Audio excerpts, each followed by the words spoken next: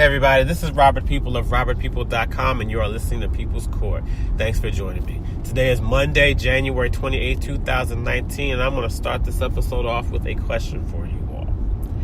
Would you ever bring into your house bags of garbage, several bags of garbage, open those bags up and dump them out all over your homes? Now, it seems like a simple enough question, and I would like to believe that the majority of us, the vast majority of us, would say, no, we wouldn't. Well, let me tell you, when it comes to nutrition and the different foods we put into our bodies, that's exactly what we are doing. I know a lot of you are not going to want to hear this. A lot of you won't be feeling this, but it needs to be said. It's confusing to me as to why there is such a negative, such this stigma, this negative attitude when it comes to eating healthy, when it comes to nutrition, when it comes to putting the right foods, good foods, healthy foods into our bodies. And one excuse that is very commonly used is that there's just not enough time to worry about this. Not enough time. There's several excuses, but I'm going to start with that one because let's think about being too busy to do things such as doing the research we need, taking the time to find out what's good to put in our bodies. Let's talk about some of the things we do in place of that. You know, we're too busy to do this. Let me rephrase that. We're too busy to care enough about what we put on our bodies. But let's look at some of the other things that we're not too busy to do. Social media. Yeah. A lot of you lurkers out there, no matter how you convey yourself to the public, even through social media in a lot of cases. Yeah. How much time do we spend sitting on social media? Facebook, Twitter, Instagram, scrolling, not to interact with people, not to find out, certain specific information, and then we're done afterward. I'm talking about those where we just sit there and hours a day, all we do is nothing but scroll and look for lives that are slightly more appealing than ours so we don't feel so bad. Yeah, I know that's what the reason is for a lot of us. How much time do we spend doing that? Our phones go out of commission for whatever reason. Stop working, we lose it, something happens with it, break it, whatever the case. We drop everything to make time to do that, right? How about standing in line, speaking of phones, when the new phones come out, the new iPhone, let's say. How many people have stood in line? We know how long these lines can get. People stand in these long lines to wait. Speaking of lines, let's look at amusement parks. Disney World, for example. Let's just think about how long we spend in lines compared to the time we're actually on these rides or enjoying these attractions. Now, we have all kinds of time to do that stuff. But when it comes to what we put in our bodies, our temples, our homes, we don't have time to do that. We don't want to find the time to just sit there and say, let me look up what it takes to really, put good stuff in my body. It's such a horrible attitude. And it's not even so much that when a person speaks about eating healthy, the one who doesn't agree with it or on the other side of the conversation says, oh, okay, cool, no problem, and they just leave it alone. It's not just ignored. It's not just, hey, it's all good, do your thing, and that's it. It's viewed as such a bad thing. Oh, why do you need to do that? Oh, don't worry about that. And as I said earlier about there being several excuses we like to use, another one, big pet peeve of mine, because it doesn't make sense to me, are the ones who say, oh, I want to die happy. I want to be happy. You got to live a little. Enjoy your life. And all this and that. Putting the mindset that apparently, I guess those of us who want to eat healthy are suffering in some kind of way. And the only way you can be happy, especially when it comes to eating, is to do everything that we know is bad for us. Okay, that's nonsense. That's nonsense.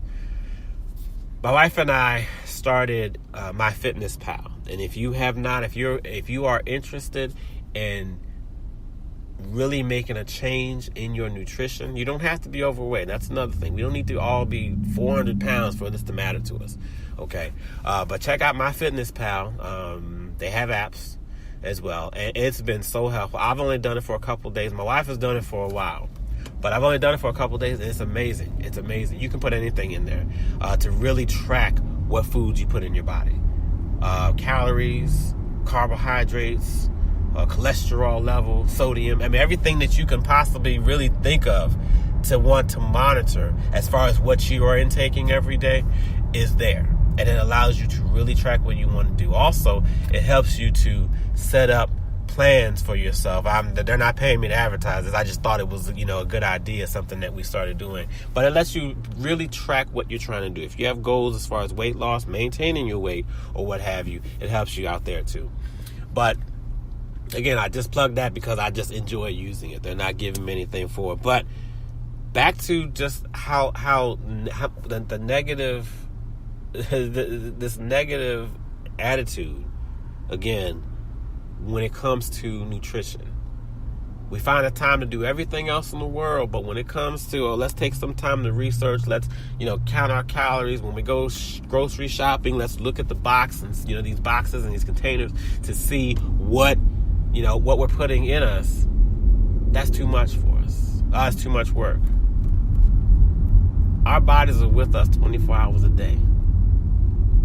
Our phones aren't. Well, most of the time they're not. For most of us, they're not with us 24 hours a day. Let's see, what else do we do?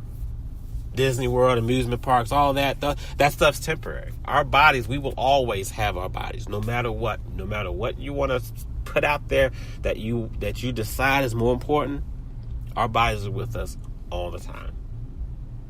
And contrary to popular belief, you will survive if you don't find out what your friend Sally or your boy Joe or whoever it is has going on social media. You will survive. I haven't known of anybody to die because they weren't able to check what somebody has going on, what's taking place in somebody's life on social media. This is about personal responsibility. And pardon me for preaching here, but it's about personal responsibility. We know what we got to do.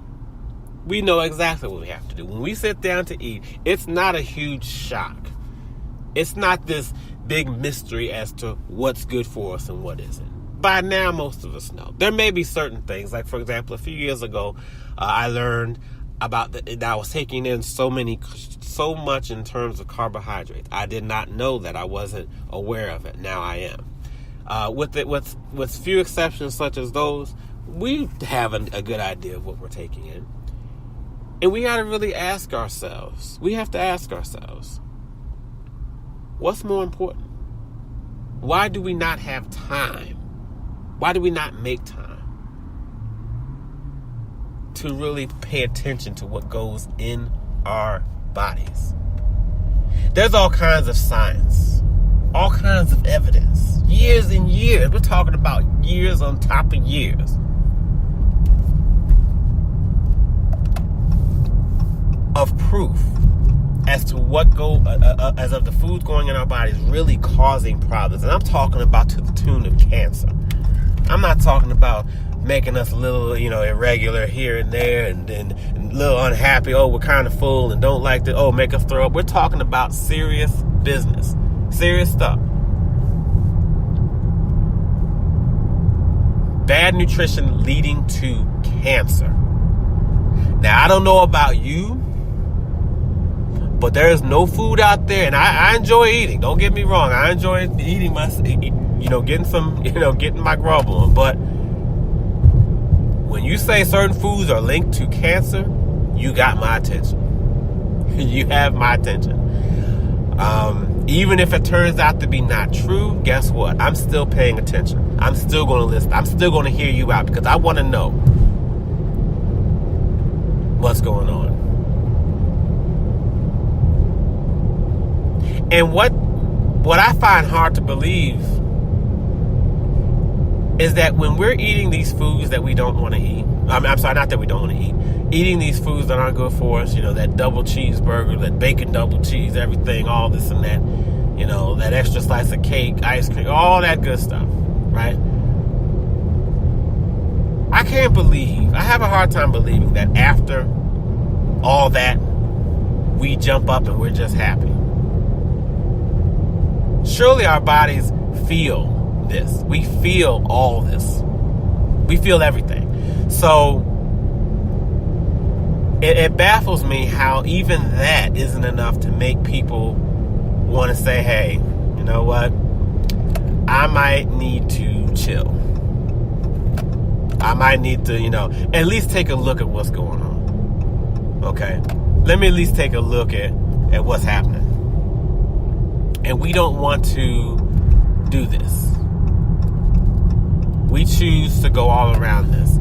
And not only is this does this negative stigma exist, but again, this feeling that you're not living unless you're eating all these foods you don't want to eat or you shouldn't eat.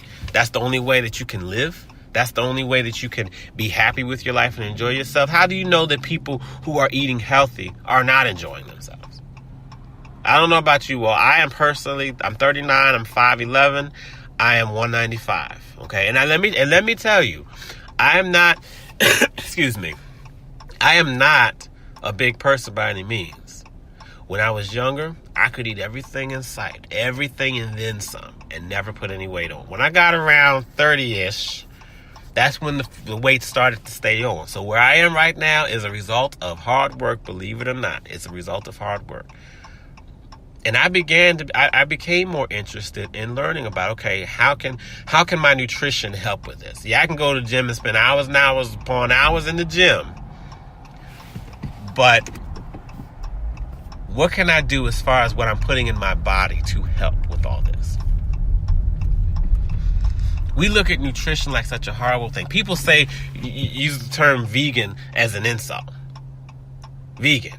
And they just leave it at that. You're not a stupid vegan. You're not a dumb vegan. You're just vegan. That's it. That's enough of an insult for some people. And I don't get why that gets a negative or that gets the bum rap too. Because guess what? Much as we don't want to hear this, our bodies were not designed to digest animals. I don't care how much you love your steak and your ribs and all this good stuff. Hey, I feel you. But at the end of the day, science tells us our bodies weren't designed for it. That's the reason when you have a good steak or have a good rack of ribs or cheeseburgers and all that, you're spending some time in the bathroom. The more we're going to the bathroom, that's another thing. The more we're going to the bathroom to get rid of this stuff, that's more evidence of how much stuff we're not supposed to have in there. And that's another topic entirely. But the more food, we have so many there's so much out there for regularity, and we talk about that. That's good, yes. But we shouldn't be having to get rid of so much stuff. The more natural we eat, the less we will have to get rid of because of the fact that it's good for us. But again, why is there such resistance?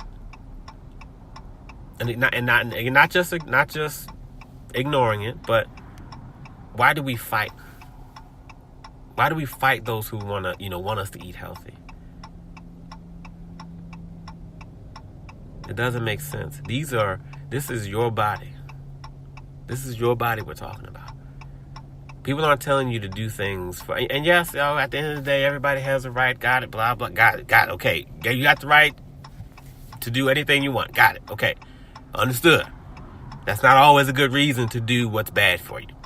Okay, let's be grown men, let's be grown women about this. Just because you can do something doesn't mean you should. Okay?